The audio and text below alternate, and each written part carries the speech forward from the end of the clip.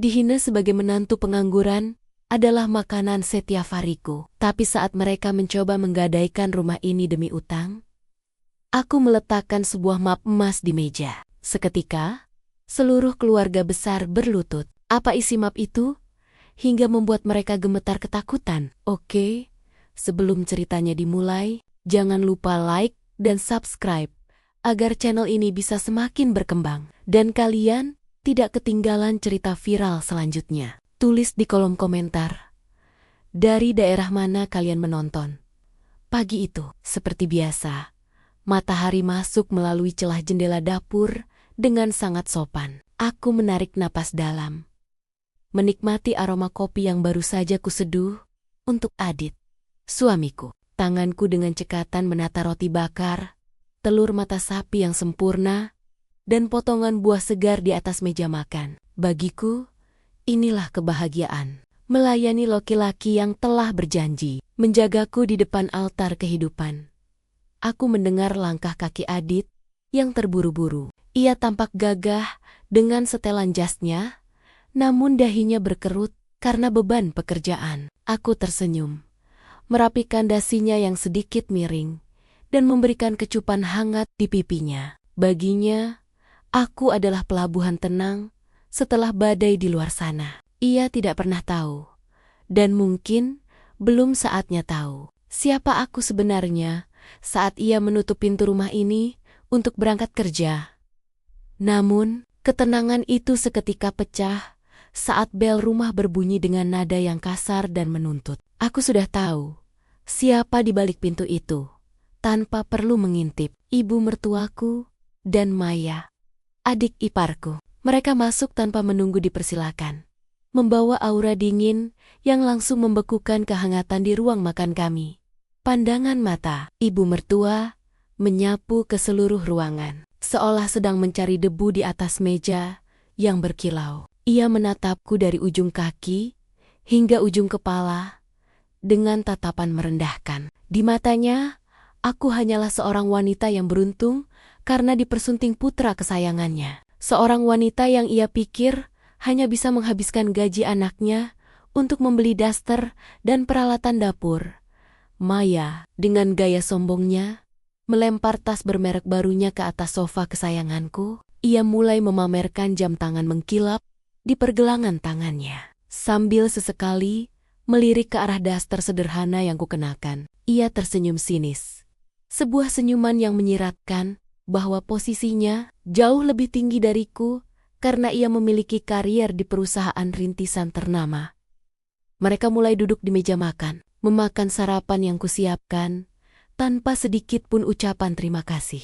Justru, kritikan pedas mulai terdengar, meski tanpa kata-kata yang terucap langsung padaku. Denting sendok yang sengaja dikeraskan, dan helaan napas panjang dari ibu mertua, sudah cukup untuk menjelaskan segalanya. Mereka menganggapku benalu.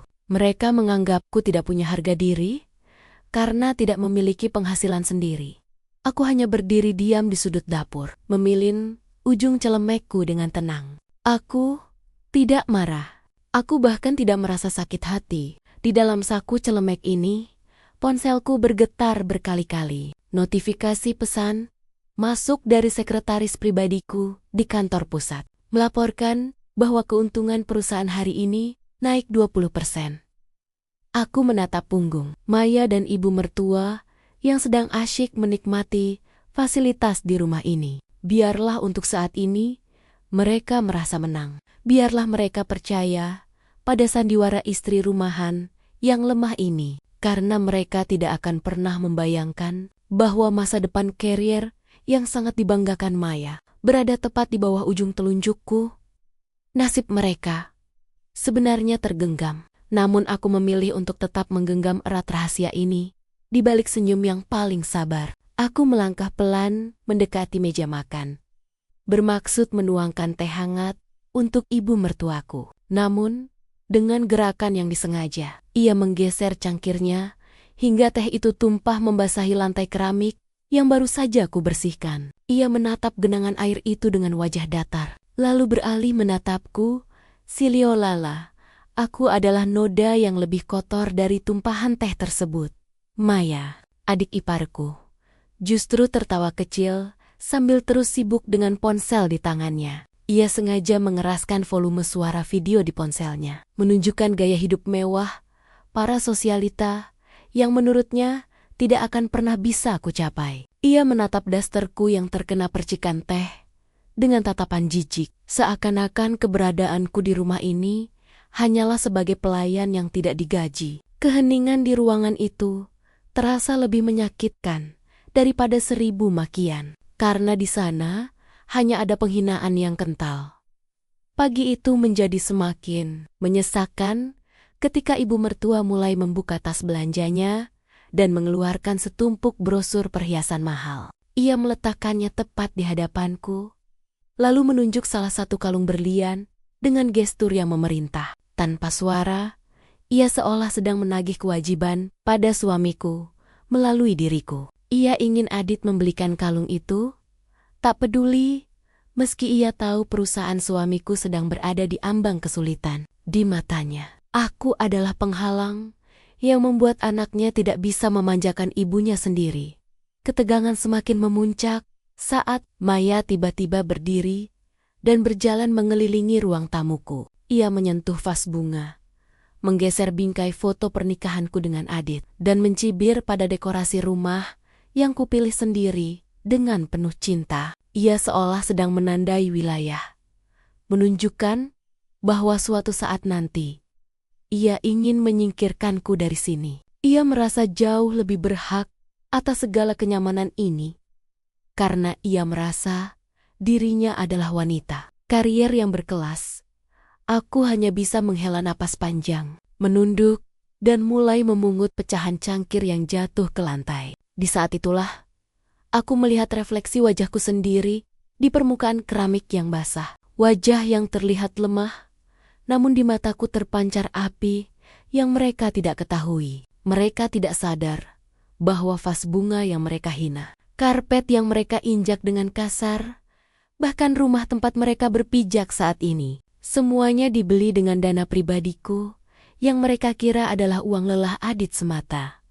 Saat aku berlutut membersihkan lantai, ponsel di saku celemekku kembali bergetar dengan pola yang berbeda. Itu adalah panggilan darurat dari Dewan Direksi yang hanya bisa diakses olehku. Sebuah kode rahasia yang menandakan ada masalah besar di perusahaan cabang tempat Maya bekerja sebagai manajer pemasaran. Aku memejamkan mata sejenak, menahan diri agar tidak tertawa melihat betapa sombongnya Maya saat ini. Ia terus berjalan mondar-mondir dengan angkuh, membanggakan jabatan barunya melalui gestur tubuh yang berlebihan. Ia tidak tahu bahwa dalam beberapa menit ke depan, laporan kegagalannya dalam memimpin proyek besar akan mendarat di meja kerjaku. Maya merasa dirinya adalah bintang yang bersinar terang, tanpa menyadari bahwa akulah langit malam yang selama ini membiarkannya terlihat bersinar. Satu keputusanku saja, maka seluruh dunianya bisa runtuh seketika. Ibu mertua kini mulai beralih memperhatikan dapurku. Ia membuka lemari pendingin dan mengeluarkan bahan-bahan makanan dengan kasar. Ia seolah ingin menguasai dapur yang merupakan wilayah pribadiku. Kesabaranku mulai diuji hingga ke titik batasnya. Namun, aku kembali mengingatkan diriku sendiri untuk tetap tenang. Permainan ini baru saja dimulai, dan seorang pemenang tidak akan menunjukkan kartunya sebelum lawan merasa berada di puncak kemenangan. Dan pagi ini, aku membiarkan mereka merasa telah menaklukkan seluruh isi rumahku. Ibu mertua kini mulai membongkar isi lemari penyimpanan bahan makanan, membuang beberapa bumbu organik mahal yang kubeli, dan menggantinya dengan bahan-bahan pilihannya sendiri, seolah ingin menghapus jejak keberadaanku di dapur ini. Ia melakukan semuanya dengan gerakan yang sangat kasar, sengaja menciptakan kebisingan yang menyakitkan telinga, untuk menunjukkan siapa penguasa yang sebenarnya. Maya tidak mau ketinggalan. Ia kini duduk di kursi kerja milik Adit di ruang tengah, meletakkan kakinya yang masih memakai sepatu luar ke atas meja kayu jati yang selalu kujaga kebersihannya. Ia membuka laptopnya dengan gerakan angkuh, lalu mulai melakukan panggilan video dengan rekan kantornya, tanpa peduli bahwa aku sedang berjongkok di dekatnya, membersihkan sisa kotoran dari sepatunya. Dari gestur tubuhnya yang dibuat-buit, aku tahu ia sedang memamerkan kemampuannya bekerja di depan rekan-rekannya. Sembari sesekali melirikku dengan tatapan yang sangat merendahkan. Puncak penghinaan itu terjadi saat Adit turun dari lantai atas untuk berpamitan berangkat kerja. Ibu mertua langsung menghampirinya, merangkul lengan Adit dengan posesif, dan mulai menanjuk-nanjuk ke arahku, sembari menggelengkan kepala dengan raut wajah yang sangat sedih.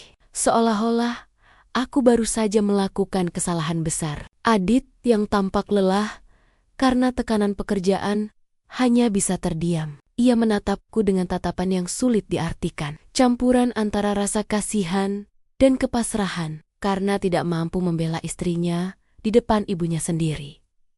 Ibu mertua kemudian mengambil dompet milik Adit yang tergeletak di meja, membukanya di depanku, dan mengambil beberapa lembar uang besar untuk diberikan kepada Maya di depan mataku. Ia melakukan itu dengan sangat lambat, memastikan aku melihat setiap lembar uang yang berpindah tangan. Sebuah gestur yang menegaskan bahwa uang hasil keringat anaknya lebih layak dinikmati oleh adiknya daripada oleh istrinya sendiri yang dianggap pengangguran. Aku hanya bisa menarik napas dalam-dalam, merasakan denyut di pelipisku yang mulai mengencang karena menahan emosi yang kian meluap. Maya menerima uang itu dengan senyum kemenangan yang sangat lebar. Lalu ia dengan sengaja menjatuhkan salah satu lembar uang itu ke dekat kakiku yang masih basah karena mengepel lantai. Ia tidak memungutnya, melainkan justru menginjak uang itu sejenak sebelum menendangnya ke arahku, seolah sedang memberi sedekah kepada seorang pengemis. Adit hanya bisa membuang muka, tidak sanggup melihat pemandangan yang menghancurkan harga diriku itu. Lalu ia melangkah pergi meninggalkan rumah tanpa sempat mengucapkan sepatah kata pun padaku. Setelah pintu tertutup rapat di belakang Adit, aura di dalam rumah semakin terasa mencekik. Ibu mertua dan Maya kini berdiri berjajar di depanku, menatapku dengan tangan bersedekap di dada, memberikan tekanan mental yang begitu berat melalui tatapan mereka yang penuh kebencian. Mereka seolah sedang menunggu momen di mana aku akan menangis dan memohon ampun. Namun mereka tidak akan pernah menemukan air mata itu hari ini. Aku berdiri dengan perlahan, menegakkan punggungku, dan menatap mereka kembali dengan sorot mata yang dingin dan menusuk. Aku kemudian berjalan tenang menuju ruang kerjaku yang selalu terkunci rapat, mengabaikan teriakan bisu dari gestur tubuh mereka yang tampak tersinggung karena aku berani meninggalkan mereka. Begitu berada di dalam ruangan, aku mengunci pintu dan menyalakan layar komputer yang langsung menampilkan grafik saham serta laporan keuangan real time dari seluruh anak perusahaanku. Jari-jariku mulai menari di atas keyboard, mengakses server pusat perusahaan tempat Maya mencari nafkah dengan penuh kesombongan di layar monitor. Aku membuka profil karyawan milik Maya dan menatap foto wajahnya yang tampak penuh ambisi di sana. Tanpa keraguan sedikit pun, aku memindahkan folder laporannya ke kategori evaluasi kritis yang akan langsung ditinjau oleh Dewan Direksi sore nanti. Aku menyandarkan tubuhku di kursi kebesaran yang tersembunyi ini, menatap lenggit-lenggit ruangan sembari membayangkan betapa rapuhnya harga diri yang mereka bangun di atas penghinaan terhadap orang lain. Mereka benar-benar tidak sadar bahwa gedung pencakar langit, tempat Maya mendongakkan kepala setiap hari, sebenarnya berdiri kokoh karena fondasi yang kubangun dengan tanganku sendiri. Namun kesombongan mereka telah membutakan mata mereka dari kenyataan yang ada di depan mata. Sore itu, ketenangan semu di rumah ini kembali terusik saat sebuah mobil mewah berhenti di depan pagar. Bukan mobil Adit, melainkan mobil operasional kantor Maya yang datang mengantarkan sebuah kotak besar berisi barang-barang pribadi milik adik iparku itu. Ibu mertua bergegas keluar dengan wajah berseri-seri, mengira anaknya mendapatkan hadiah atau penghargaan dari perusahaan karena prestasinya yang dianggap luar biasa. Namun, raut wajahnya seketika berubah pucat saat melihat kurir tersebut menyerahkan sebuah amplop coklat tebal dengan stempel merah bertuliskan rahasia perusahaan. Maya yang baru saja keluar dari kamar dengan wajah bermasker mendadak membeku di ambang pintu, menatap kotak barang-barangnya dengan gemetar, seolah melihat hantu di siang bolong.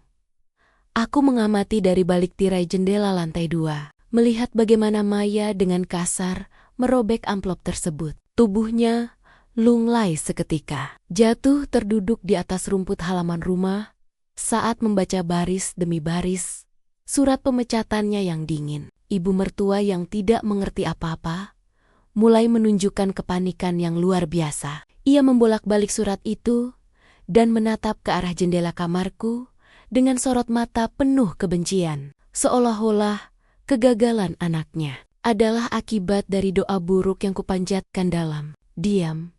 Konflik semakin memanas saat mereka berdua merangsek masuk ke dalam rumah dan mulai melemparkan tuduhan melalui gerakan tangan yang kasar ke arah dapur tempatku berada. Ibu mertua menarik tanganku dengan paksa, menunjuk ke arah Maya yang menangis histeris, lalu menunjuk ke arahku sembari membuang semua makanan yang baru saja aku masak ke dalam tempat sampah. Ia seolah ingin mengatakan bahwa karena aku tidak pernah bekerja, aku tidak tahu betapa berharganya posisi Maya, dan ia menuduhku telah membawa sial bagi karier anaknya.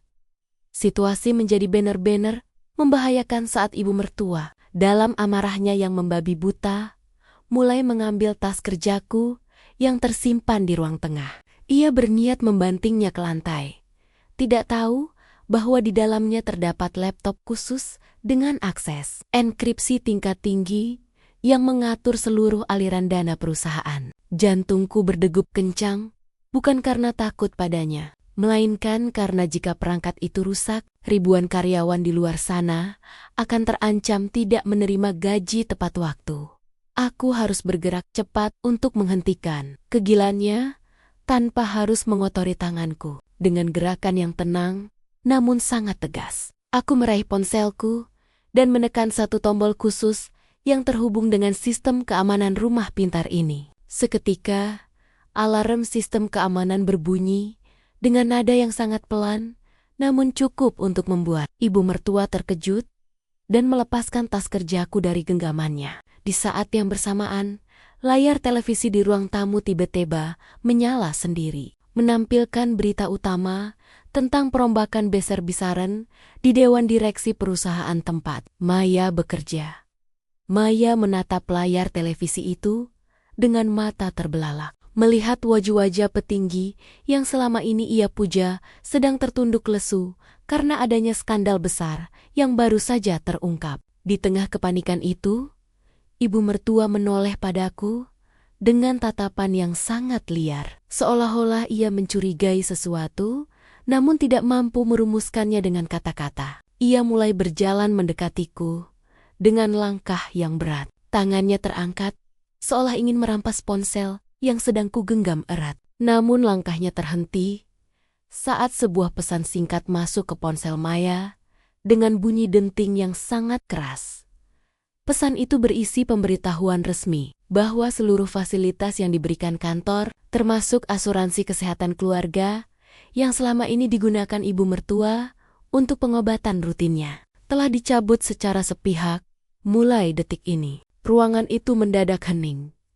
Hanya menyisakan suara isak tangis Maya yang semakin pecah. Di titik inilah aku menyadari bahwa perlindungan yang selama ini kuberikan secara dayam-dayum melalui jalur belakang perusahaan telah berakhir. Dan kini mereka benar-benar akan menghadapi badai kenyataan tanpa ada aku sebagai payungnya.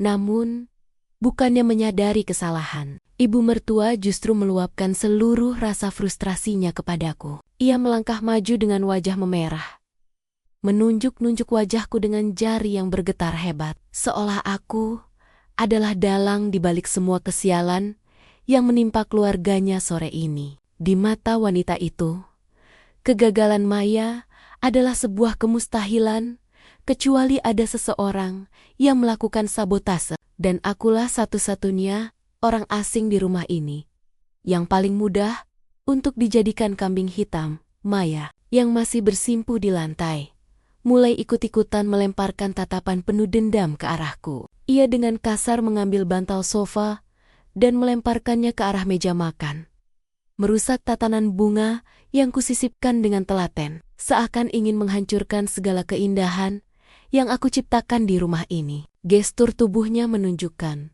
bahwa jika dia tidak bisa memiliki kesuksesan, maka aku pun tidak boleh memiliki ketenangan di dalam istanaku sendiri. Mereka berdua sia-sialah bersekongkol untuk menciptakan atmosfer neraka yang mampu mengusirku keluar dari pintu rumah tanpa membawa apapun. Ketegangan mencapai puncaknya ketika ibu mertua menarik paksa koper besar dari dalam gudang bawah tangga dan melemparkannya tepat ke depan kakiku. Ia menunjuk ke arah pintu keluar dengan gerakan yang sangat kasar, memberikan perintah bisu agar aku segera mengemasi barang-barangku dan pergi saat itu juga. Ia tampaknya merasa bahwa dengan menyingkirkanku, kesialan di rumah ini akan hilang dan posisi Maya di kantor akan kembali seperti semula. Logika mereka telah lumpuh oleh kebencian yang sudah mendarah daging, tidak menyadari bahwa pengusiranku justru akan menjadi awal dari keruntuhan finansial mereka yang sesungguhnya. Aku hanya berdiri mematung, menatap koper kosong itu dengan tatapan dingin yang tak terbaca. Di dalam pikiranku, aku sedang menghitung mundur waktu kepulangan Adit, suamiku yang seharusnya menjadi pelindung, namun seringkali terjepit di antara pengabdian dan cinta. Aku tidak menunjukkan rasa takut sedikit pun, yang justru semakin memicu amarah ibu mertua. Ia mulai berjalan menuju ruang kerjaku, mencoba mendobrak pintu yang terkunci rapat itu dengan bahunya, berharap bisa menemukan sesuatu yang bisa ia jual atau ia rusak demi membalas rasa sakit hatinya atas pemecatan. Maya melihat pintu kerjaku terancam. Aku segera bertindak dengan menghalangi jalannya. Berdiri kokoh di depan pintu kayu jati tersebut. Kami berdiri berhadapan. Hanya berjarak beberapa sentimeter, di mana aku bisa merasakan deru napas kemarahannya yang memburu. Matanya berkilat penuh kebencian. Namun saat ia menatap tepat ke dalam manik mataku, ia tampak sedikit ragu karena tidak menemukan ketakutan di sana. Ia justru menemukan sebuah kekuatan yang begitu besar dan asing. Sebuah otoritas yang belum pernah ia lihat selama aku menjadi menantunya yang penurut. Di tengah konfrontasi bisu itu, Maya mulai menggakek-gekek lemari di ruang tamu, mencari berkas-berkas penting yang ia pikir adalah milik Adit untuk dijadikan jaminan utang. Ia menemukan sebuah map berwarna emas yang terselip di antara buku-buku tua, sebuah map yang berisi sertifikat kepemilikan aset perusahaan yang selama ini aku rahasiakan. Tangannya gemetar saat mencoba membuka segel map tersebut, sementara ibu mertua terus mengintimidasi posisiku di depan pintu kerja. Inilah rintangan yang sesungguhnya. Jika rahasia di dalam map itu terbongkar sebelum waktunya, seluruh strategiku untuk menyelamatkan Adit dari krisis akan hancur berantakan. Tepat saat kuku Maya hampir merobek kertas di dalam map itu, suara deru mobil Adit terdengar memasuki halaman rumah. Langkah kaki suamiku yang berat dan tergesa-gesa terdengar mendekat, membuat suasana di dalam ruangan semakin mencekam. Aku tahu apa yang akan terjadi selanjutnya akan menjadi titik balik bagi posisi kami semua di rumah ini. Ibu mertua segera mengubah raut wajahnya dari singa yang haus mangsa menjadi domba yang teraniaya, bersiap untuk memberikan laporan palsu kepada anaknya tentang kelakuanku yang ia karang sendiri. Aku memejamkan mata sejenak, menyiapkan diri untuk pertunjukan sandiwara yang paling melelahkan. Saat pintu depan terbuka, aku melihat Adit berdiri di sana dengan wajah yang sangat pucat, memegang sebuah surat kabar yang memuat foto profilku sebagai pengusaha misterius yang baru saja mengakuisisi saham terbesar di industri mereka. Jantungku berdesir hebat. Rahasia yang kujaga selama bertahan-tahan kini berada di ujung tanduk. Hanya terpaut beberapa detik sebelum Adit menurunkan pandangannya ke arah map emas yang sedang dipegang oleh Maya. Aku segera melangkah maju dengan gerakan yang sangat tenang, namun sangat terukur. Dengan kecepatan tangan yang tidak mereka duga, aku menyambar map emas itu dari genggaman Maya sebelum ia sempat membaca baris pertama isinya. Gerakanku yang tiba-tiba ini membuat Maya terperanjat hingga hampir terjatuh ke belakang. Sementara ibu mertua langsung menghampiri Adit dengan langkah gontai. Berpura-pura hampir pingsan di pelukan putranya, seolah akulah yang baru saja menyerang mereka secara fisik. Adit menatapku dengan mata yang penuh kebingungan. Tangannya masih menggenggam surat kabar yang memuat foto profilku yang samar. Ia melihat ke arah ibunya yang menangis tersedu-sedu tanpa suara, lalu beralih menatap koper kosong yang tergeletak di tengah ruangan dan kekacauan yang diciptakan oleh Maya. Suasana menjadi begitu berat, seolah oksigen di ruangan itu telah habis tersedot oleh ketegangan yang memuncak. Adit tampak benar-benar tertekan. Ia berdiri di persimpangan jalan antara membela istrinya yang selama ini terlihat lemah atau mempercayai drama yang dimainkan oleh ibu dan adik kandungnya sendiri. Melihat keraguan di mata suamiku, ibu mertua mengambil kesempatan itu untuk mengambil surat kabar dari tangan Adit dan merobeknya di depan wajahku. Ia menunjukkan gestur meremehkan, seolah ingin menegaskan bahwa foto pengusaha sukses di koran itu tidak mungkin adalah diriku, melainkan hanya orang yang mirip saja. Ia kemudian menunjuk ke arah dasterku yang masih basah dan tangan yang berbau bumbu dapur. Sebuah isyarat hinaan bahwa tempatku hanyalah di lantai, bukan di kursi kepemimpinan sebuah perusahaan besar.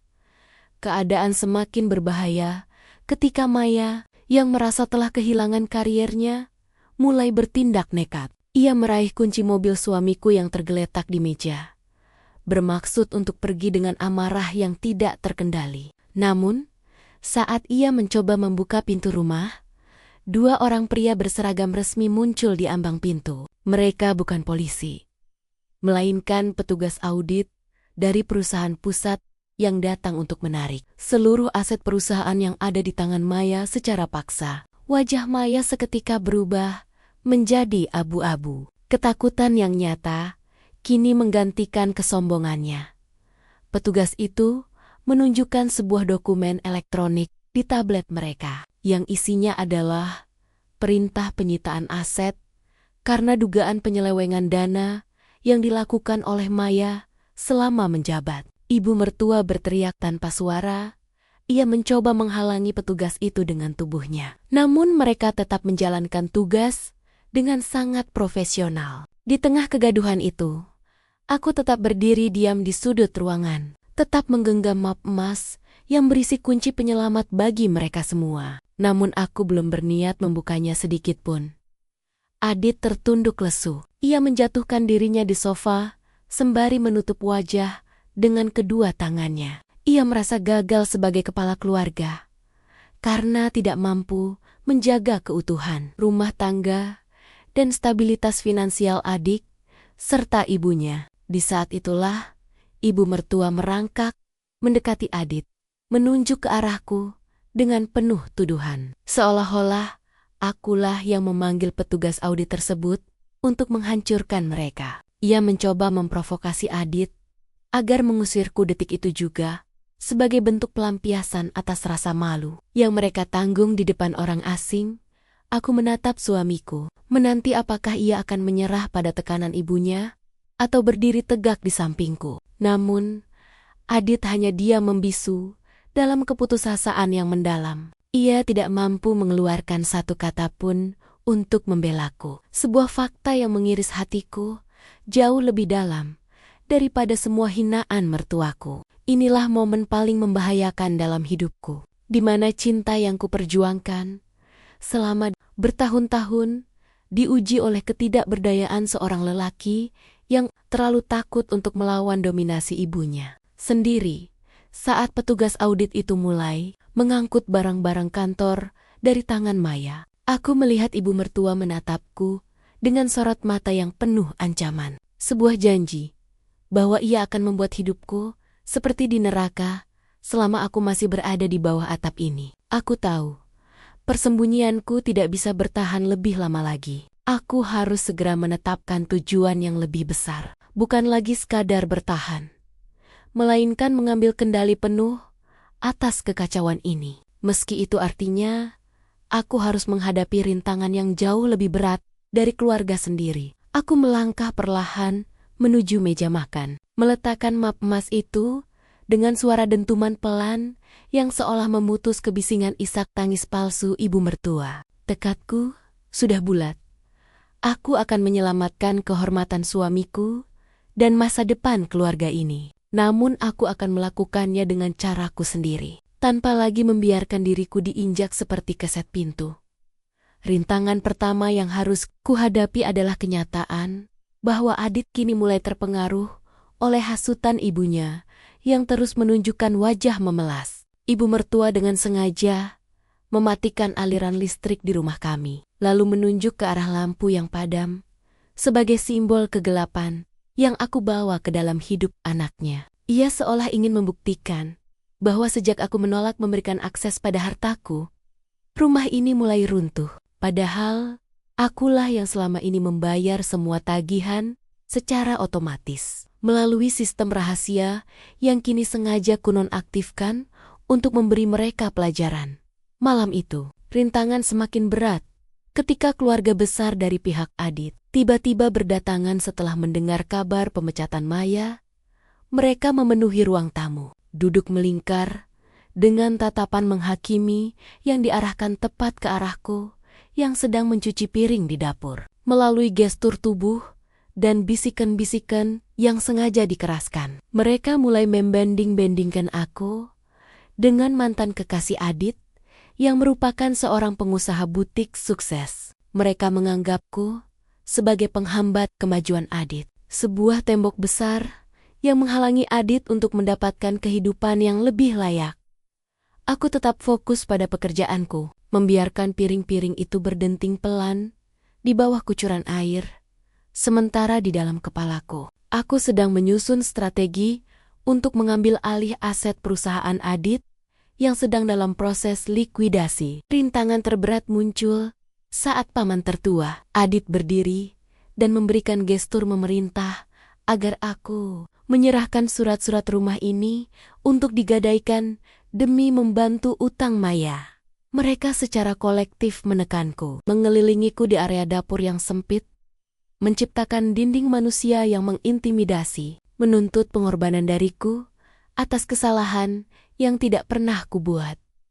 Namun, di tengah kepungan itu, aku tidak sedikit pun menunjukkan getaran di tanganku. Aku justru mengambil sebuah tablet tipis dari laci rahasia di bawah meja dapur, menyalakannya, dan membiarkan layar itu memancarkan cahaya biru yang terang di tengah kegelapan ruangan. Aku menunjukkan sebuah grafik kerugian yang sistematis, yang membuktikan bahwa kehancuran finansial keluarga ini bukan karena aku, melainkan karena gaya hidup mewah Maya dan ibu mertua yang tak terkendali. Mata mereka semua terbelalak melihat data yang begitu akurat, yang hanya bisa diakses oleh orang dengan jabatan sangat tinggi di perbankan. Situasi menjadi semakin kacau saat ibu mertua mencoba merampas tablet itu dari tanganku. Namun aku dengan sigap menghindar, membuat ia hampir terjatuh ke arah tumpukan piring kotor. Bukannya merasa bersalah, anggota keluarga yang lain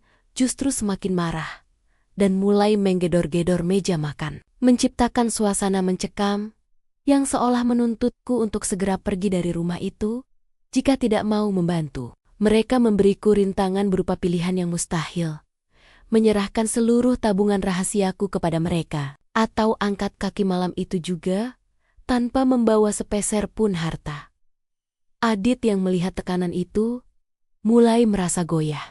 Ia berdiri dan mencoba menenangkan paman-pamannya. Namun ia sendiri tidak berani menatap mataku. Ia tampak ingin memintaku untuk mengalah demi kedamaian keluarga. Sebuah permintaan bisu yang jauh lebih menyakitkan daripada makian keluarga besarnya. Aku menatap Adit dengan kekecewaan yang mendalam. Lalu aku mengalihkan pandanganku ke arah jendela yang menampilkan pantulan diriku yang tegar. Aku menetapkan tujuan baru.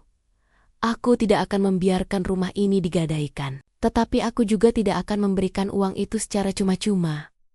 Aku berjalan menuju pintu depan, membukanya lebar-lebar, dan memberikan isyarat dengan tangan agar keluarga besar itu melihat ke arah jalan raya. Di sana, 3 buah mobil hitam dengan logo perusahaan pusat sudah terparkir rapi, menunggu perintah dariku untuk melakukan audit. Investigasi menyeluruh terhadap penggunaan dana keluarga yang dikelola oleh paman tertua Adit.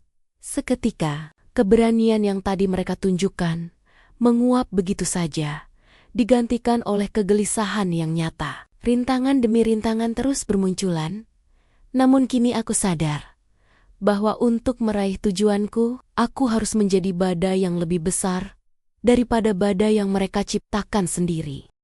Aku berdiri tegak di ambang pintu, membiarkan angin malam yang dingin masuk ke dalam ruangan yang panas oleh kebencian itu. Sembari menatap satu persatu wajah anggota keluarga besar Adit yang mendadak pucat pasi. Paman tertua Adit yang tadinya paling vokal menuntut sertifikat rumah, kini sibuk menyembunyikan ponselnya ke dalam saku. Tampak sangat gelisah melihat barisan mobil hitam di luar yang seolah siap menguliti semua kecurangan finansialnya selama ini.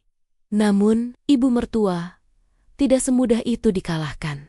Ia justru memanfaatkan momen kepanikan ini untuk melakukan serangan emosional yang lebih licik. Ia berjalan mendekati Adit, memeluk kaki putranya itu sembari terisak tanpa suara, lalu menunjuk ke arah mobil-mobil di luar dan kembali menunjuk ke arahku dengan gestur yang sangat menuduh. Ia seolah ingin menanamkan narasi di pikiran Adit bahwa aku adalah mata-mata perusahaan yang sengaja masuk ke keluarga mereka untuk menghancurkan mereka dari dalam. Hasutan itu bekerja dengan cepat, terlihat dari rahang Adit yang mengeras dan tatapan matanya yang mulai dipenuhi rasa curiga, serta kekecewaan yang mendalam kepadaku. Rintangan berikutnya datang ketika Maya, yang merasa mendapatkan pembelaan dari keluarga besar, mulai berani melakukan tindakan fisik yang melampaui batas kesopananku. Ia menyambar vas bunga porselen, pemberian almarhum ibuku, yang terletak di atas bufet, lalu mengangkatnya tinggi-tinggi, dengan ancaman akan menjatuhkannya. Jika aku tidak segera membubarkan orang-orang di luar sana, napasku tertahan. Mataku terpaku pada benda satu Satania yang menghubungkanku dengan masa lalu. Namun aku tetap memaksa kakiku untuk tidak bergeming. Aku harus menunjukkan bahwa ancaman material tidak akan pernah bisa menggoyahkan prinsipku lagi. Di tengah situasi yang mencekam itu, Adit justru melangkah maju, bukan untuk melindungiku, melainkan untuk mengambil kunci rumah dari tanganku secara paksa. Ia tampaknya ingin mengakhiri semua kegaduhan ini dengan cara mengusir orang-orang suruhanku. Namun tindakannya itu justru menjadi belati yang merobek sisa kepercayaanku padanya. Aku melepaskan kunci itu dengan gerakan yang sangat perlahan, membiarkan logam dingin itu berpindah tangan, sebagai simbol bahwa mulai detik ini, aku tidak lagi bertanggung jawab atas keamanan rumah yang tidak pernah menganggapku sebagai bagian dari mereka.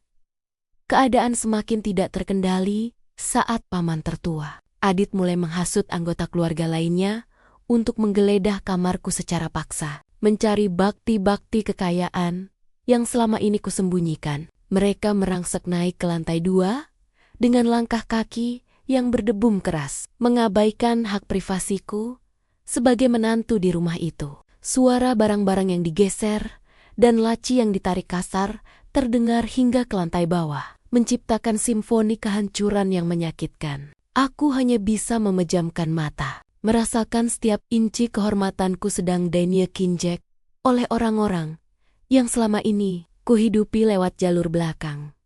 Tujuan besarku kini terasa semakin jauh tertutup kabut rintangan, terutama ketika ibu mertua mulai mengeluarkan dokumen-dokumen palsu yang ia klaim sebagai bukti bahwa aku memiliki utang piutang yang akan membebani Adit. Ia menunjukkan tumpukan kertas itu kepada keluarga besar dengan wajah penuh kemenangan, seolah-olah ia telah berhasil menemukan alasan hukum untuk mendepaku tanpa harta 1 sen pun. Adit yang tampak frustrasi mulai termakan oleh dokumen palsu tersebut. Ia menjatuhkan dirinya ke kursi dan memegang kepalanya, seolah sedang menanggung beban dosa yang aku perbuat. Aku menarik napas panjang, menenangkan gejolak di dadaku yang mulai sesak oleh pengkhianatan ini. Di tengah hiruk-pikuk keluarga yang sedang menjarah kamarku, aku mengambil sebuah pulpen dari meja dan selembar kertas kosong, lalu menuliskan 1 baris kode rahasia yang merupakan instruksi untuk membekukan seluruh aset yang saat ini digunakan untuk menopang bisnis keluarga besar Adit. Aku meletakkan kertas itu di atas meja makan, tepat di depan mata ibu mertua yang sedang tersenyum sinis kepadaku. Ia tidak tahu bahwa kode itu adalah kunci yang akan mematikan seluruh napas finansial mereka dalam waktu kurang dari 1 jam.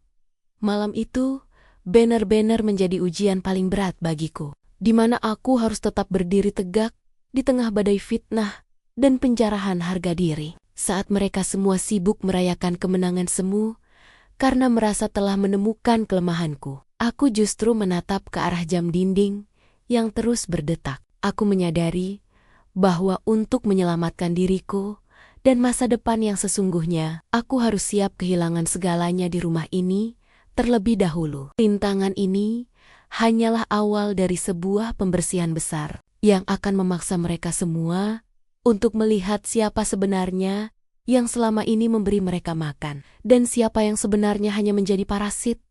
Detik demi detik berlalu dengan ketegangan yang nyaris meledak, hingga tiba-tiba suasana riuh di lantai atas seketika terhenti oleh suara denting notifikasi ponsel yang berbunyi serempak dari saku setiap anggota keluarga besar. Satu persatu mereka turun dari tangga dengan wajah yang tidak lagi penuh amarah, melainkan penuh kebingungan dan ketakutan yang mendalam.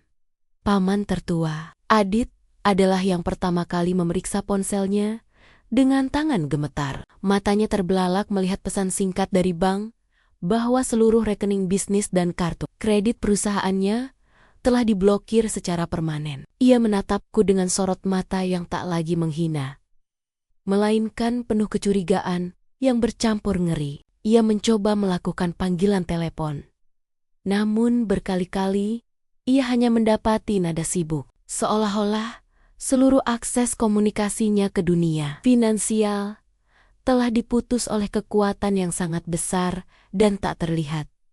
Ibu mertua yang melihat kegelisahan saudaranya mulai kehilangan ketenangannya. Ia merampas kertas yang tadi kutuliskan kode rahasia dan mencoba membacanya dengan kening berkerut. Namun, bagi orang awam seperti dia, deretan angka dan huruf itu hanyalah coretan tak bermakna. Padahal, itulah perintah digital yang baru saja meruntuhkan kekuasaan finansial yang mereka banggakan. Maya, yang tadinya masih memegang vas bunga porselenku, perlahan meletakkannya kembali dengan tangan yang lemas setelah melihat notifikasi pembatalan limit kartu kredit di layar ponselnya sendiri. Rintangan berikutnya muncul ketika Adit bangkit dari kursinya. Ia tidak menghampiriku untuk meminta penjelasan, melainkan justru memeriksa laptopnya sendiri dengan wajah yang sangat pucat. Ia menemukan bahwa sistem di perusahaannya juga mengalami pembekuan sementara, tepat setelah ia menerima salinan dokumen yang tadi dipegang ibunya. Ia menatapku dengan tatapan yang sangat terluka, seolah ia yakin bahwa akulah yang secara aktif menghancurkan karirnya demi membalas dendam pada keluarganya. Ia tidak sadar bahwa sistem itu membeku secara otomatis untuk melindunginya dari penggunaan dana yang tidak sah oleh paman dan adiknya.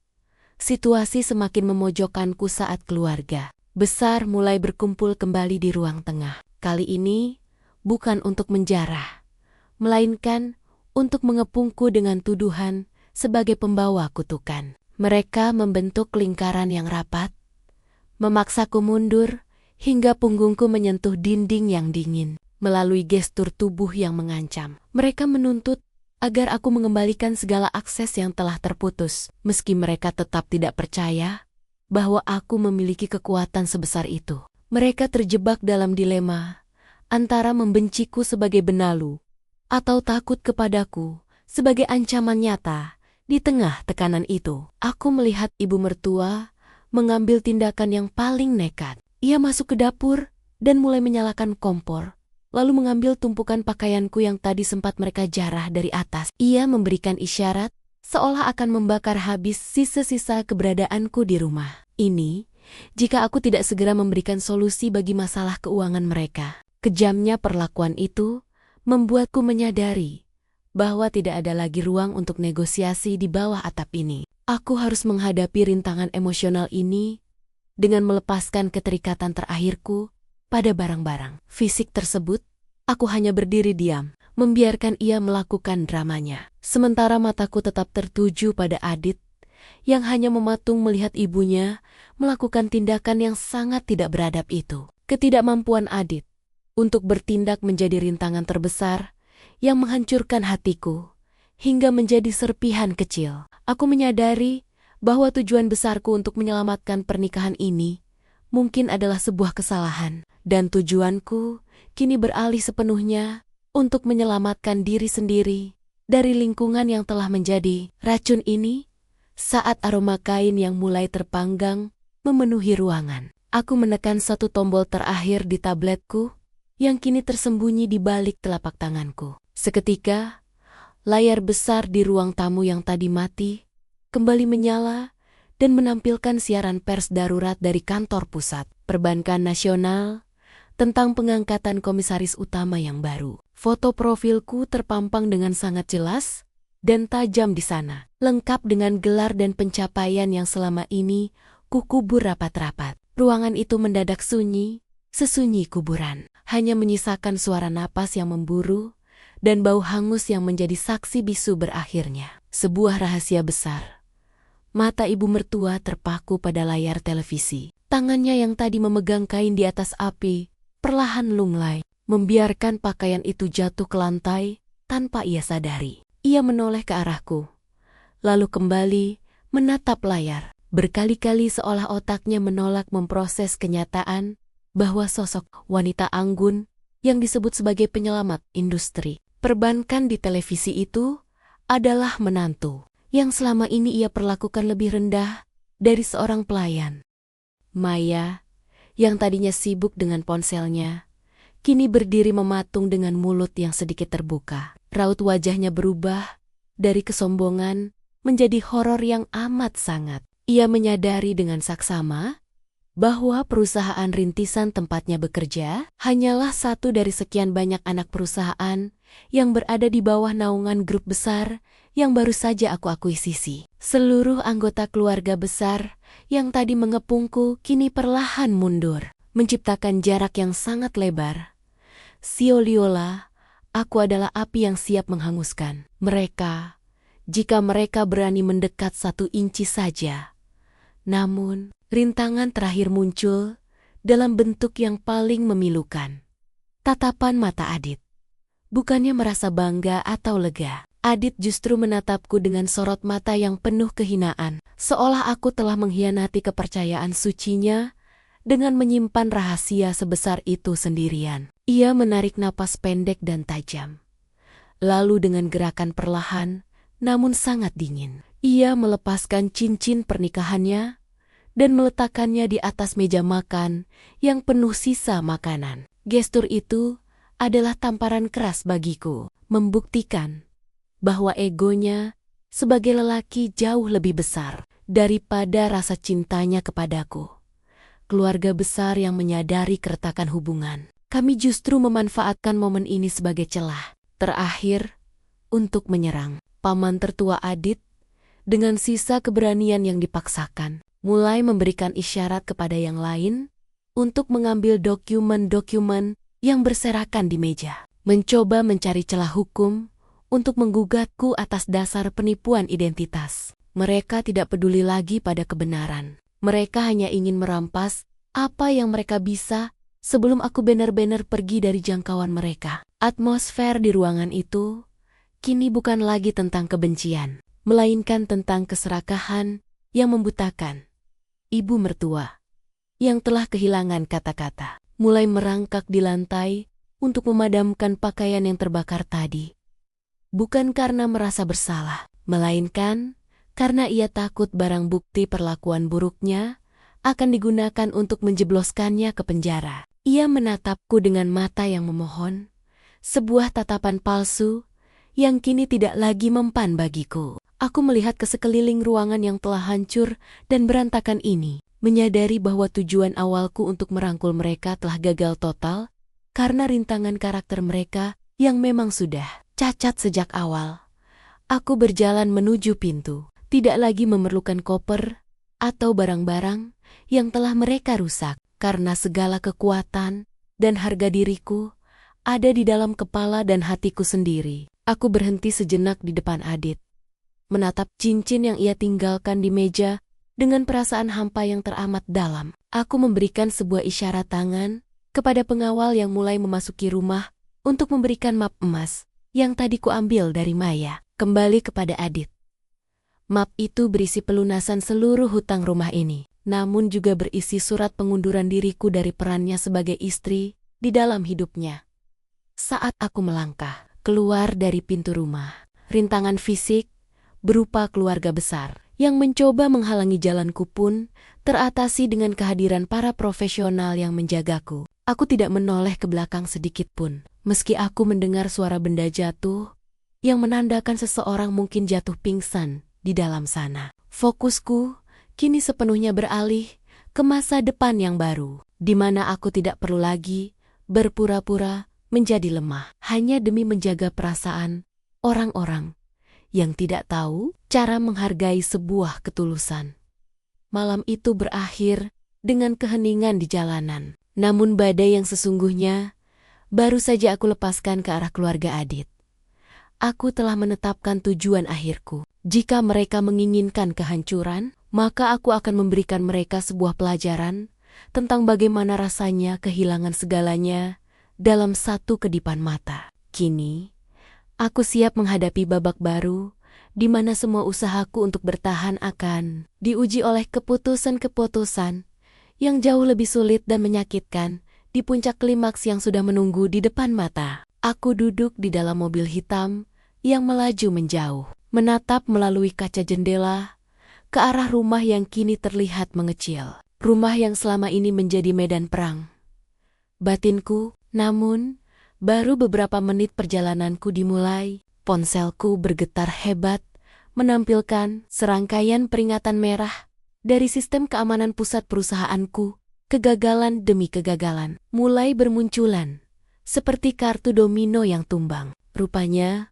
dalam amarahnya yang membabi buta tadi, Maya sempat mengakses laptop pribadiku yang terbuka, dan secara tidak sengaja mengaktifkan protokol penghancuran data otomatis. Langkah nekatnya itu bukan hanya membahayakan posisiku, tetapi juga mulai membekukan seluruh aliran gaji untuk ribuan karyawan di bawah naunganku. Aku memejamkan mata, merasakan denyut nadi yang seolah ingin meledak, menyadari bahwa usaha rahasiaku untuk tetap profesional kini justru terancam hancur karena kecerobohan keluarga yang baru saja kutinggalkan. Pilihan tersulit mulai membentang di hadapanku saat aku harus memutuskan apakah akan membiarkan sistem itu hancur demi memberi mereka pelajaran pahit, atau kembali ke rumah itu untuk menyelamatkan aset yang menyangkut hajat hidup orang banyak. Jika aku kembali, aku akan terlihat seperti wanita lemah yang menyerah pada tekanan mereka. Namun jika aku pergi, aku akan menjadi pemimpin yang tidak bertanggung jawab. Aku menggenggam erat sandaran tangan kursi mobil. Sementara di luar sana, badai hujan mulai turun membasahi bumi, seolah ikut merasakan kekacauan yang sedang melanda pikiranku. Klimaks ini Semakin menyakitkan ketika aku melihat melalui kamera pengawas di tabletku bagaimana Adit kini sedang berusaha keras menenangkan ibu mertua yang mulai histeris karena rumah mereka tiba-tiba didatangi oleh pihak penyita aset akibat sistem yang error. Mereka semua tampak sangat rapuh dan tidak berdaya tanpa perlindungan sistem yang selama ini kubangun dengan telaten. Aku melihat Adit yang biasanya sombong, kini terduduk lesu di lantai sembari memegang kepala. Tampak sangat terpukul karena menyadari bahwa kehancuran mereka kali ini benar-benar tidak bisa dihentikan oleh siapapun. Rasa iba mulai berperang dengan rasa benci di dalam dadaku, menciptakan gejolak yang sangat menyiksa. Aku tahu bahwa satu-satunya cara untuk menghentikan kekacauan sistem ini adalah dengan melakukan verifikasi sidik jari langsung di perangkat yang ada di rumah itu. Yang berarti, aku harus kembali menghadapi wajah-wajah yang telah meludahi harga diriku. Setiap detik yang kuhabiskan dalam keraguan berarti kerugian miliaran rupiah bagi perusahaan dan ketidakpastian bagi para buruh kecil yang tidak berdosa. Pilihan terakhir yang paling sulit harus kuambil. Aku harus menanggalkan egoku sepenuhnya. Aku memberikan isyarat kepada sopir untuk memutar balik arah kendaraan kembali menuju neraka yang baru saja kutinggalkan. Aku merasa seluruh usahaku untuk membangun batasan telah gagal, menyisakan rasa getir yang luar biasa karena aku harus sekali lagi menjejakkan kaki di tempat yang telah membuangku. Namun, kali ini aku tidak kembali sebagai menantu yang meminta maaf, melainkan sebagai seorang eksekutor yang akan memutuskan siapa yang layak untuk tetap tinggal dan siapa yang harus segera disingkirkan dari sistem kehidupanku selamanya. Mobil hitam itu berhenti tepat di depan gerbang yang kini tampak mencekam, di mana lampu-lampu taman berkedip tidak stabil akibat gangguan sistem yang semakin parah. Aku melangkah keluar dengan payung hitam yang melindungi setelan mahalku, berjalan melewati genangan air dengan langkah yang penuh otoritas. Sementara di dalam rumah, kepanikan telah mencapai titik didihnya. Begitu pintu terbuka, pemandangan di depanku sungguh memilukan sekaligus memuakan. Ibu mertua dan Maya sedang berebut paksa sebuah koper kecil, sementara Adit hanya bisa bersandar di dinding dengan tatapan kosong, dikelilingi oleh tumpukan berkas yang beterbangan. Kedatanganku seketika membuat mereka membeku, namun bukan permintaan maaf yang kuterima, melainkan tatapan ketakutan yang bercampur dengan tuntutan bisu agar aku segera mematikan sirena peringatan yang mulai menderu dari ruang kerjaku. Aku mengabaikan mereka sepenuhnya, berjalan lurus menuju ruangan terkunci itu, merasakan beban ribuan nasib karyawan yang seolah menindih pundakku di setiap langkah. Di dalam ruang kerja, layar-layar monitor menampilkan grafik merah yang berkedip cepat, menandakan bahwa sistem enkripsi akan segera menghapus seluruh data dalam hitungan menit jika verifikasi fisik tidak segera dilakukan. Jari-jariku gemetar saat harus menyentuh pemindai, bukan karena takut, melainkan karena aku menyadari bahwa dengan menyelamatkan perusahaan ini, aku secara tidak langsung juga menyelamatkan orang-orang yang telah menghancurkan hatiku. Ini adalah ironi paling pahit dalam hidupku, di mana kebaikan profesiku harus menjadi jaring penyelamat bagi musuh-musuh pribadiku. Situasi menjadi semakin kritis ketika ibu mertua mencoba merangsek masuk ke dalam ruang kerjaku. Ia tidak sadar bahwa satu sentuhan salah pada perangkat sensitif ini bisa meledakkan server secara digital dan memutus seluruh harapan finansial mereka selamanya. Aku harus menggunakan tubuhku sendiri untuk menghalangi aksesnya, menciptakan konfrontasi fisik yang sangat menegangkan di ambang pintu, di mana aku harus tetap tenang di tengah tarikan dan dorongan emosional yang liar. Mata kami bertemu dalam jarak yang sangat dekat, dan untuk pertama kalinya, ia melihat kilatan kemarahan yang begitu murni di mataku, yang membuatnya tersentak mundur dengan wajah pucat pasi. Pilihan tersulit yang tersisa kini adalah apakah aku akan memulihkan akses mereka ke dana keluarga setelah sistem ini kembali normal, atau membiarkan mereka tetap berada dalam status terblokir selamanya. Setiap sel dalam tubuhku menuntut keadilan, namun nuraniku mengingatkan bahwa ada tanggung jawab moral yang lebih besar di atas dendam pribadi. Aku melihat Adit yang perlahan mendekati ambang pintu. Ia tidak membantu ibunya, namun ia juga tidak membelaku. Ia hanya berdiri di sana sebagai saksi bisu atas keruntuhan total harga diri keluarganya di depan mataku, dengan satu penekanan terakhir pada tombol enkripsi. Suara sirena itu tiba-tiba berhenti, digantikan oleh keheningan yang jauh lebih menyakitkan. Sistem telah pulih.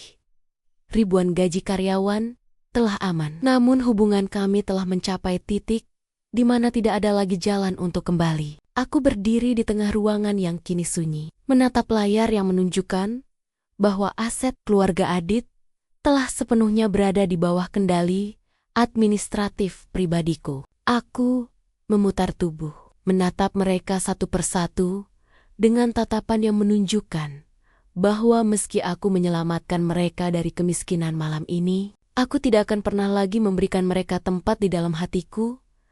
Adit melangkah maju. Tangannya yang gemetar terulur seolah ingin menyentuh lenganku. Namun ia segera menariknya kembali saat menyadari dinding es yang telah kubangun setinggi langit di antara kami. Wajahnya yang semula penuh kecurigaan, kini berganti dengan raut kehancuran yang amat dalam. Sebuah kesadaran yang terlambat bahwa ia telah membiarkan permata paling berharga dalam hidupnya kinjek oleh orang-orang yang hanya mencintai hartanya. Ibu mertua yang baru saja menyadari bahwa seluruh aliran hidupnya kini bergantung pada satu ketukan jariku di atas layar. Tiba-tiba jatuh, berlutut di atas lantai yang dingin. Ia melakukan gestur memohon yang sangat dramatis, mencoba meraih ujung pakaianku dengan wajah yang basah oleh air mata palsu yang selalu menjadi senjatanya selama ini. Namun, aku segera mundur satu langkah, membiarkan tangannya hanya menyentuh bayanganku. Sebuah penolakan bisu yang menegaskan bahwa masa-masa manipulasinya telah berakhir di bawah kendali profesionalku. Maya yang berada di sudut ruangan tampak meremas surat pemecatannya hingga hancur. Matanya berkilat antara rasa malu yang luar biasa dan amarah yang tak tersalurkan. Ia menyadari bahwa seluruh impian mewahnya telah menguap bersama dengan rusaknya sistem yang tadi ia sabotase. Dan kini, ia hanyalah seorang pengangguran dengan catatan hitam yang mustahil untuk dihapus. Ia menatapku dengan kebencian yang masih membara. Namun ia tidak lagi berani mengangkat dagunya. Karena ia tahu satu gerakan salah darinya hari ini bisa membuat seluruh keluarga besarnya mendekam di balik jeruji besi akibat penyelewengan dana. Situasi mencapai titik klimaks yang paling menyesakan saat Adit perlahan mengambil koper kecil berisi barang-barang pribadinya dan meletakkannya di samping koperku yang masih tergeletak di tengah ruangan. Ia memberikan isyarat bahwa ia siap meninggalkan ibunya dan adiknya demi mengikutiku. Sebuah upaya penebusan dosa yang terasa sangat hambar dan sudah terlambat bagi perasaanku. Aku menatap koper itu, lalu menatap matanya yang memohon, menyadari bahwa ia hanya ingin ikut. Karena kini ia tahu siapa aku sebenarnya. Bukan karena ia benar-benar menyesali pengabaiannya selama bertahun-tahun. Pilihan tersulit yang harus kuambil adalah memutuskan apakah akan memberi Adit kesempatan kedua untuk memperbaiki semuanya, atau membiarkannya menanggung konsekuensi dari ketidaktegasannya sendirian. Aku melihat ke arah ibu mertua yang kini mulai menangis histeris tanpa suara. Melihat putranya, Sioluala, akan benar-benar meninggalkannya demi wanita yang baru saja ia usir. Atmosfer di ruang tamu itu terasa sangat mencekik, penuh dengan penyesalan yang terlambat dan ego yang telah hancur berkiping-pingping di bawah kaki kenyataan yang kejam. Aku mengambil napas panjang. Lalu dengan gerakan yang sangat mantap, aku meraih gagang koperku sendiri, tanpa menyentuh koper milik Adit sedikit pun. Aku memberikan satu gestur terakhir kepada tim pengamanku untuk memberikan sebuah dokumen perjanjian baru kepada Adit. Sebuah dokumen yang memisahkan seluruh aset pribadiku dari aset pernikahan kami. Aku memutuskan untuk tidak membawanya bersamaku malam ini. Membiarkannya tinggal di tengah reruntuhan moral keluarganya, agar ia bisa belajar apa artinya menjadi laki-laki yang sesungguhnya tanpa perlindungan finansial dariku. Langkah kakiku terdengar sangat tegas saat aku berjalan menuju pintu depan, meninggalkan keheningan yang mematikan di belakangku. Adit hanya bisa berdiri mematung, melihat punggungku yang semakin menjauh di bawah guyuran hujan yang masih deras. Menyadari bahwa keputusannya untuk tetap diam selama ini telah mencabut haknya untuk berdiri di sampingku. Di titik ini, seluruh usaha perbaikan yang kucoba lakukan telah menemui jalan buntu. Dan aku memilih untuk berjalan keluar dari hidup mereka dengan membawa satu-satunya hal yang tidak pernah bisa mereka rampas: kehormatanku sebagai seorang pemimpin dan seorang wanita yang berdaulat. Namun, baru saja kakiku menginjak teras, sebuah rintangan terakhir yang paling menyakitkan muncul dari arah kegelapan halaman rumah. Beberapa mobil wartawan dan fotografer tiba-tiba mengepung area gerbang. Lampu kilat kamera mereka main hambar-nayambar seperti petir di tengah hujan, mencoba menangkap momen kehancuran rumah tanggaku untuk dijadikan konsumsi publik. Rupanya, Maya yang merasa terdesak telah membocorkan keberadaanku kepada media sebagai upaya terakhir untuk mempermalukanku, tidak menyadari bahwa tindakannya ini justru menjadi bumerang yang akan menghancurkan nama baik keluarga besarnya sendiri. Aku berdiri mematung di bawah payung hitam, sementara para pemburu berita itu mulai merangsek maju, menyorotkan lampu-lampu terang ke arah wajahku dan ke arah Adit yang masih berdiri lemas di ambang pintu. Di titik ini, aku dihadapkan pada pilihan paling sulit: membiarkan skandal ini meledak dan menghancurkan reputasi perusahaan yang kubangun, atau terpaksa merangkul kembali Adit di depan kamera hanya demi menyelamatkan harga saham. Setiap lampu kilat yang menyambar terasa seperti belati yang menusuk harga diriku, karena aku dipaksa untuk berpura-pura baik-baik saja di tengah pengkhianatan yang baru saja terjadi. Aku melihat ke arah Adit, yang kini tampak ketakutan melihat kerumunan itu, menyadari bahwa karir dan masa depannya akan tamat dalam hitungan detik jika aku tidak melakukan sesuatu. Inilah klimaks dari segala usahaku, sebuah momen di mana seluruh kekuasaan dan kekayaanku terasa tidak berarti jika aku tidak bisa mengendalikan narasi tentang kehormatan pribadiku sendiri.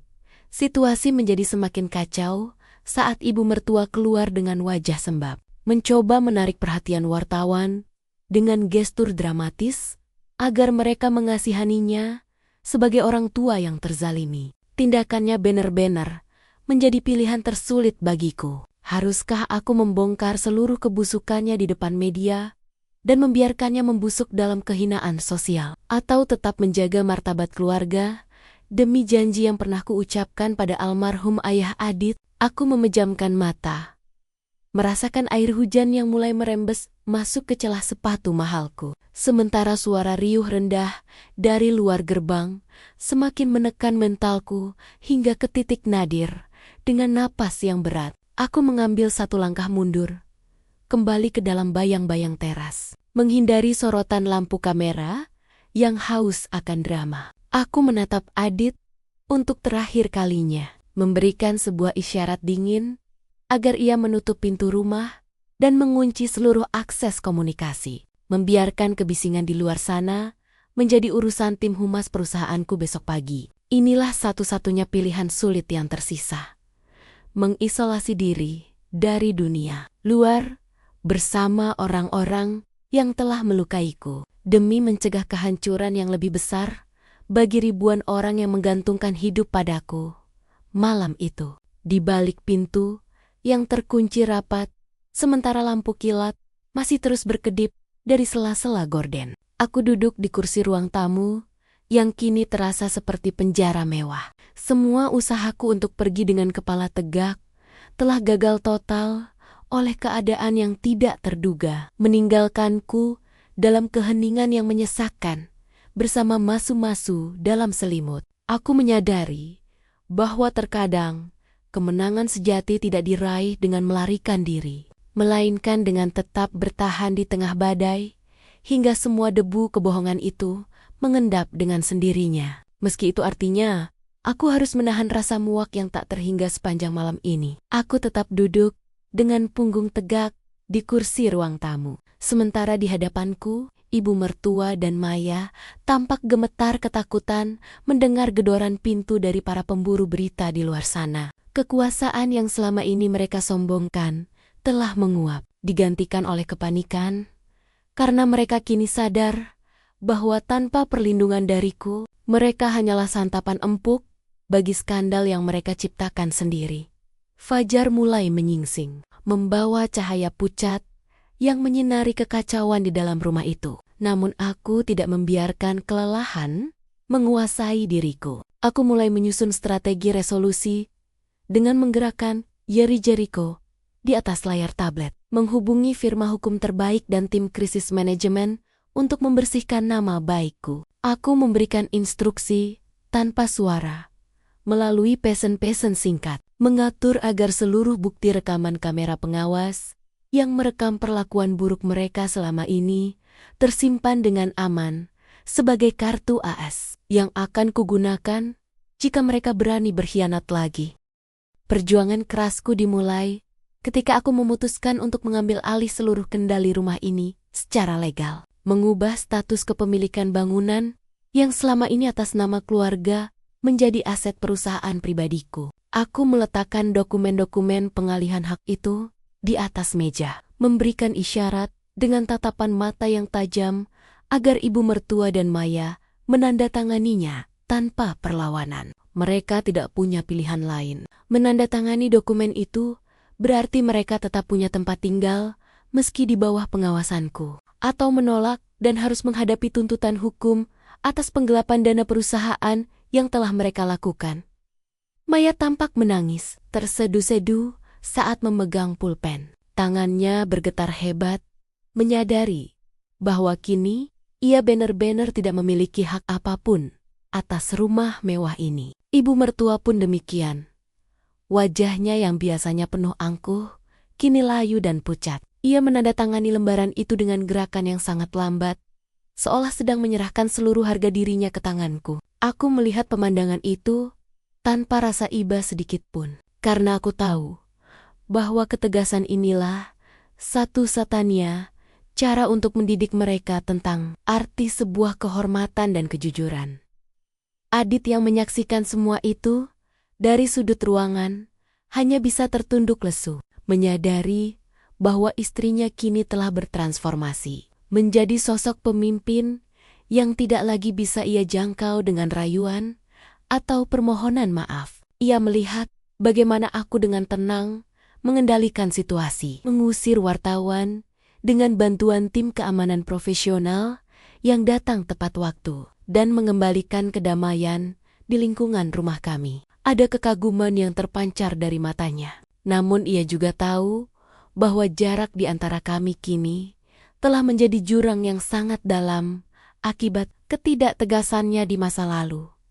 Aku berdiri dan berjalan menuju jendela, menatap matahari yang mulai meninggi dengan perasaan yang jauh lebih ringan. Aku telah berhasil meredam badai skandal, mengamankan aset perusahaan, dan memberikan hukuman yang setimpal bagi mereka yang meremehkanku tanpa harus menggunakan kekerasan sedikit pun. Ini adalah awal dari perjuanganku untuk mendapatkan kembali hidupku yang sebenarnya, di mana aku tidak lagi menjadi bayangan bagi siapapun. Meski luka di hatiku belum sepenuhnya sembuh, aku tahu bahwa aku telah melangkah di jalur yang benar menuju sebuah akhir di mana keadilan akan menjadi pemenang utamanya. Langkah pertamaku di pagi yang baru ini adalah melakukan pembersihan total terhadap situs Sisea, pengaruh beracun yang selama ini menggerogoti stabilitas perusahaanku dari dalam. Aku duduk di meja ruang makan, yang kini telah kubersihkan sendiri dari sisa-sisa perjamuan semalam. Membuka laptop dengan akses admin tertinggi, dan secara resmi mengirimkan surat perintah audit investigasi kepada Dewan Komisaris. Untuk seluruh divisi yang pernah disentuh oleh paman tertua Adit dan Maya, aku melihat melalui layar monitor bagaimana satu persatu akses digital milik keluarga besar Adit dicabut secara permanen dari server utama perusahaan. Maya yang duduk tidak jauh dariku, tampak memegang ponselnya dengan wajah yang semakin kuyu saat melihat akun media sosial dan akses perbankan korporatnya dinonaktifkan secara otomatis. Ia menatapku dengan sorot mata yang kini hanya berisi kepasrahan, menyadari bahwa ia tidak lagi memiliki senjata apapun untuk melawanku setelah semua bukti kecurangannya telah kukunci rapat dalam folder rahasia yang siap diserahkan ke pihak berwenang jika ia berulah kembali. Perjuanganku berlanjut pada penataan ulang tatanan di dalam rumah ini, di mana aku memerintahkan tim logistik pribadiku untuk datang dan mengemasi seluruh barang mewah yang dibeli. Maya dan ibu mertua menggunakan dana perusahaan tanpa izin. Aku berdiri di tengah ruangan, memberikan isyarat dengan telunjukku pada setiap tas bermerek, jam tangan mewah, dan perhiasan berlebihan yang mereka pamerkan selama ini untuk segera diangkut dan dikembalikan ke kas perusahaan sebagai bentuk ganti rugi. Ibu mertua hanya bisa menutup wajahnya dengan kedua tangan, tersedu-sedu tanpa suara, melihat satu persatu simbol kesombongannya dibawa keluar dari rumah ini oleh orang-orang berseragam yang tidak mengenal kompromi. Resolusi ini terasa sangat dingin, namun sangat diperlukan, karena aku sedang mengajarkan mereka bahwa setiap rupiah yang mereka nikmati dengan cara merendahkan orang lain memiliki konsekuensi yang sangat nyata. Adit mencoba mendekat, membantuku mengumpulkan beberapa berkas yang berserakan di lantai. Namun aku segera mengambil berkas itu dari tangannya sebelum ia sempat menyentuh jemariku. Aku memberikan sebuah map biru padanya yang berisi surat penempatan tugas baru di sebuah kantor cabang terpencil di luar pulau. Sebuah kesempatan terakhir baginya untuk membuktikan kemampuannya sebagai laki-laki dari titik nol tanpa embel-embel kekuasaan istrinya. Ketegangan di rumah itu perlahan mulai berganti dengan suasana yang lebih tertib dan terkendali, seiring dengan hilangnya dominasi ego dari keluarga besar yang selama ini merasa paling berkuasa. Aku melihat paman tertua Adit datang dengan wajah tertunduk, menyerahkan kunci mobil dinas dan kartu akses kantor yang selama ini ia salah gunakan untuk kepentingan pribadi. Ia tidak berani menatap mataku. Bahkan untuk sekadar memberikan gestur meminta maaf pun, ia tampak terlalu malu. Di titik ini, aku menyadari bahwa kekuatan sejati bukan terletak pada seberapa banyak orang yang kita takuti, melainkan pada seberapa besar rasa hormat yang bisa kita pulihkan melalui ketegasan hukum dan moral. Menjelang sore, suasana rumah yang tadinya penuh dengan aura kebencian mulai terasa lebih tenang dan bersih, seolah badai besar telah selesai menyapu seluruh kotoran yang menumpuk selama bertahun-tahun. Aku berdiri di balkon lantai atas, menghirup udara segar pasca hujan, sembari melihat truk logistik terakhir yang membawa sisa keserakahan keluarga ini pergi menjauh. Aku telah memenangkan pertarungan hukum dan finansial ini dengan telak. Namun perjuanganku yang sesungguhnya adalah memastikan bahwa happy ending yang sedang kususun ini tidak hanya tentang harta, melainkan tentang kedamaian jiwa yang selama ini hilang dariku. Puncak dari keberhasilanku terwujud saat sebuah sedan hitam mewah berhenti di depan rumah, membawa notaris dan perwakilan dari dewan direksi tertinggi untuk menyerahkan piutang saham yang telah sepenuhnya beralih atas namaku secara sah. Aku berdiri di ruang tamu, kali ini dengan gaun formal yang anggun dan tatapan mata yang bercahaya, menerima penghormatan yang selama ini sengaja kusembunyikan demi sebuah pernikahan yang ternyata rapuh.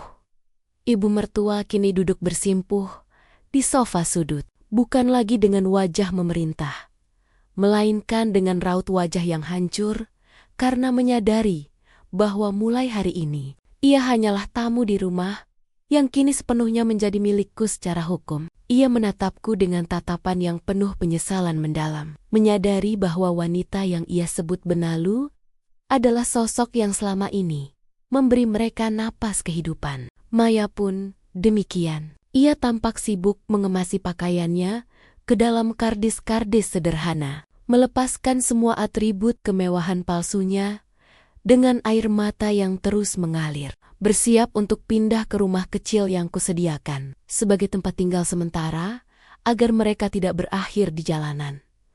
Momen yang paling mengharukan terjadi saat Adit datang membawa map biru yang tadi kuberikan. Ia menatapku dengan sorot mata yang pasrah sekaligus penuh tekad baru. Ia mengangguk perlahan, sebuah gestur bahwa ia menerima keputusan dariku untuk memulai hidupnya dari bawah, di kantor cabang terpencil, tanpa fasilitas mewah sedikitpun. Ia menyadari bahwa perpisahan sementara ini adalah satu-satunya cara baginya untuk menebus pengabaiannya selama bertahun-tahun. Sebuah perjalanan untuk menemukan kembali jati dirinya yang hilang di balik ketiak ibunya.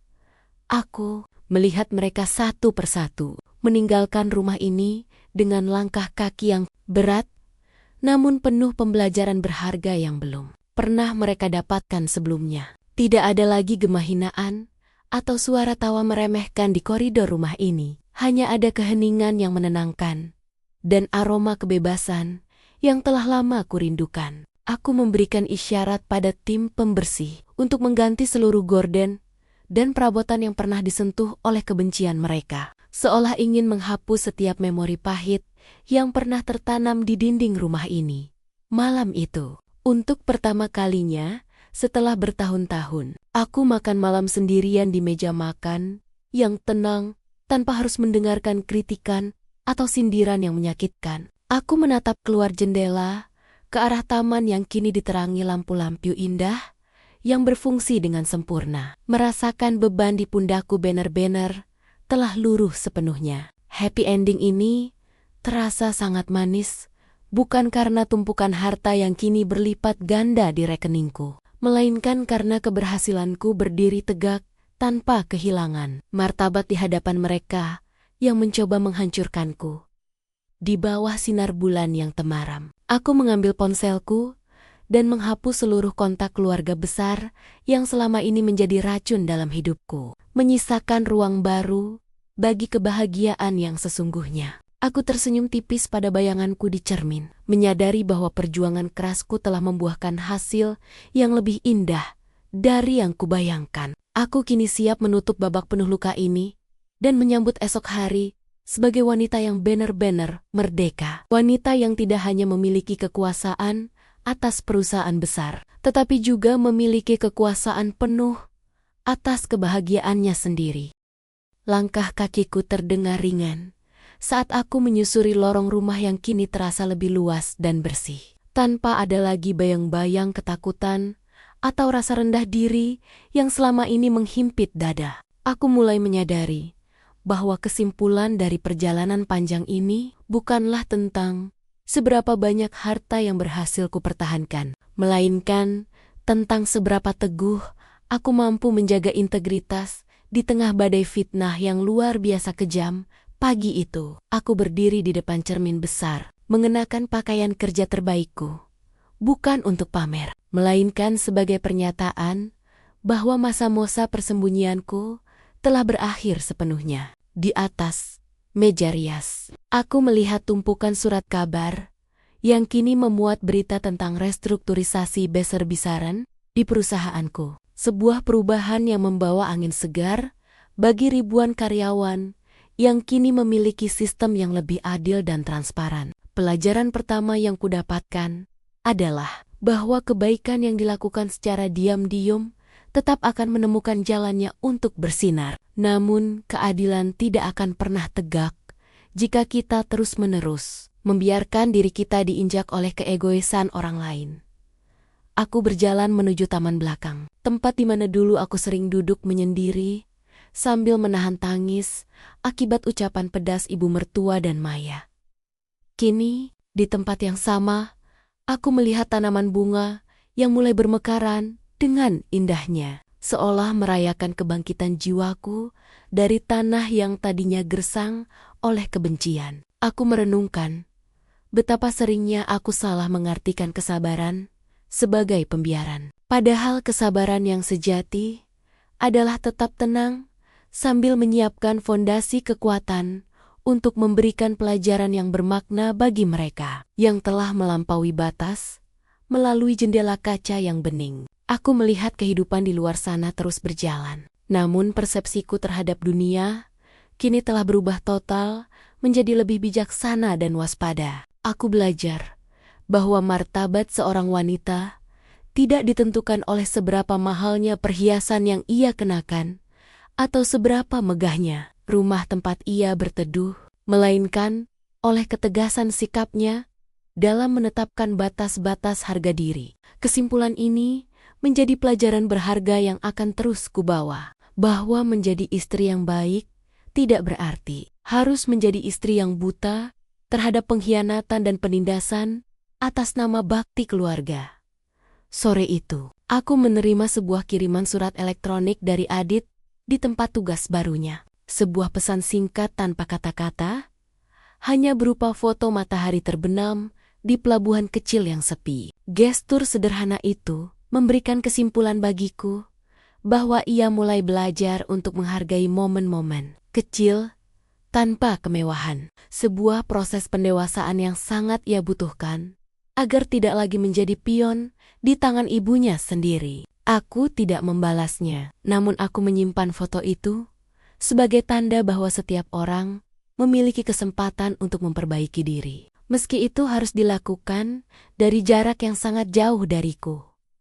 Aku menutup hari itu dengan duduk tenang di perpustakaan pribadiku, membolak-balik halaman buku catatan harian yang kini penuh dengan rencana-rencana besar untuk kegiatan sosial dan pemberdayaan perempuan. Aku ingin menggunakan kekuatanku saat ini untuk membantu wanita-wanita lain yang mungkin sedang mengalami nasib yang sama seperti aku dulu, terjepit dalam drama keluarga yang merusak mental. Pelajaran dari cerita hidupku ini menjadi sebuah misi baru, bahwa keberhasilan finansial barulah benar-benar bermakna jika ia mampu menjadi perisai bagi mereka yang lemah dan menjadi pedang bagi tegaknya sebuah kebenaran di tengah masyarakat. Aku pun mulai melangkah keluar dari kenyamanan istana pribadiku, membawa seluruh pengalaman pahit itu menjadi sebuah kekuatan baru yang lebih luas manfaatnya. Aku mendirikan sebuah pusat bantuan hukum dan finansial bagi para istri yang nasibnya sedang digantung oleh ketidakadilan keluarga besar, memastikan bahwa tidak akan ada lagi wanita yang harus menangis di sudut dapur mereka sendiri tanpa memiliki harapan untuk melawan.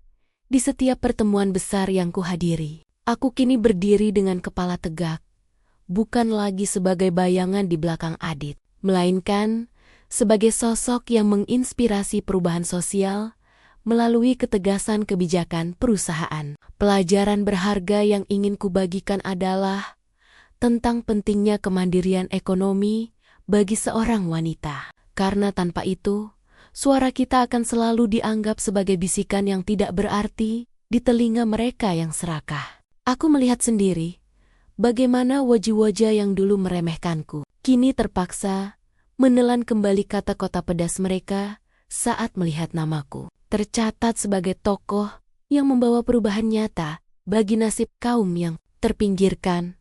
Drama sosial yang kualami di dalam rumah sendiri telah memberiku sebuah kacamata baru untuk melihat dunia dengan lebih jujur dan objektif. Aku tidak lagi mudah tertipu oleh senyum manis atau perlakuan hormat yang datang hanya karena jabatan. Karena aku pernah merasakan betapa dinginnya dunia saat kita dianggap tidak memiliki apa-apa. Pengalaman ini mengajarkanku bahwa martabat sejati adalah ketika kita mampu tetap memberikan kebaikan kepada dunia. Bahkan, setelah dunia itu sendiri mencoba untuk menghancurkan dan mengginiakinjak harga diri kita hingga ke dasarnya.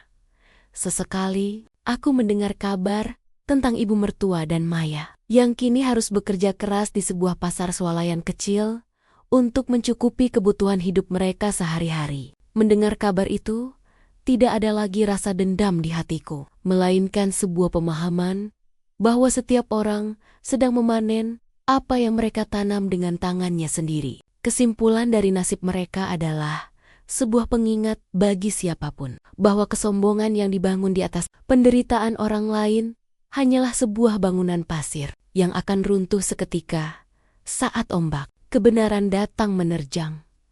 Aku pun menyadari bahwa kesuksesan yang kurai saat ini adalah sebuah ujian yang jauh lebih berat daripada kemiskinan yang kualami di masa lalu. Aku harus tetap rendah hati dan tidak membiarkan kekuasaan mengubahku menjadi sosok yang arogan seperti mereka yang dulu menghinaku. Transformasi ini menjadikanku pribadi yang lebih tenang, lebih banyak mendengar daripada berbicara, dan lebih banyak bertindak daripada sekadar menebar janji manis di depan publik. Aku ingin diingat bukan sebagai wanita kaya yang penuh dendam, melainkan sebagai manusia yang berhasil mengubah lukanya menjadi cahaya bagi banyak orang di sekelilingnya.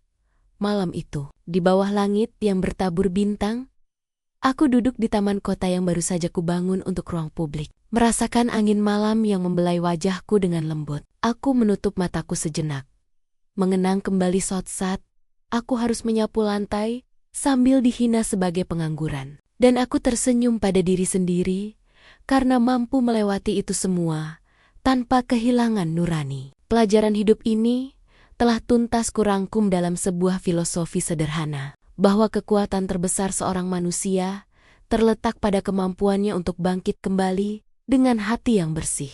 Meski ia telah berkali-kali dipaksa untuk jatuh di tengah lumpur kehinaan, malam itu, di bawah rembulan yang bulat sempurna, aku melangkah menuju dermaga kecil di depan rumah lamaku, tempat sebuah perahu kayu tua bersandar dengan tenang.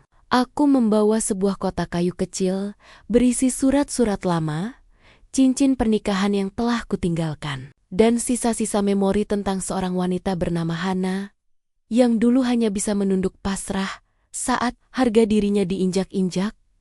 Aku melepaskan kotak itu ke aliran air yang tenang, membiarkannya hanyut, terbawa arus menuju samudera luas, melambangkan pelepasan total atas segala kepahitan yang pernah mengikat langkahku. Tidak jauh dari sana, di bawah lampu jalan yang temaram, aku melihat sesosok pria berdiri mematung menatapku dari kejauhan. Itu Adit, yang baru saja kembali dari masa penugasannya, dengan wajah yang jauh lebih dewasa dan mata yang penuh dengan penyesalan yang kini telah tenang. Kami tidak saling mendekat.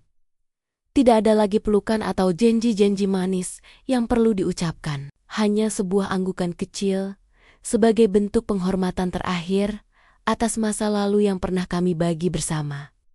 Di kejauhan, aku mendengar suara tawa riuh dari kejauhan. Sebuah acara gala amal yang diselenggarakan oleh yayasanku sedang berlangsung, di mana ratusan wanita kini berdiri tegak karena keberanian yang aku tularkan. Aku menyadari bahwa pengkhianatan ibu mertua dan kesombongan Maya bukanlah akhir dari hidupku, melainkan sebuah gerbang api yang harus kulewati untuk menempa jiwaku menjadi baja yang tak tertandingi. Keberhasilanku hari ini bukan lagi tentang membalas dendam dengan rasa sakit yang sama, melainkan dengan membuktikan bahwa kesuksesan yang bermartabat adalah bentuk balas dendam yang paling elegan dan mematikan.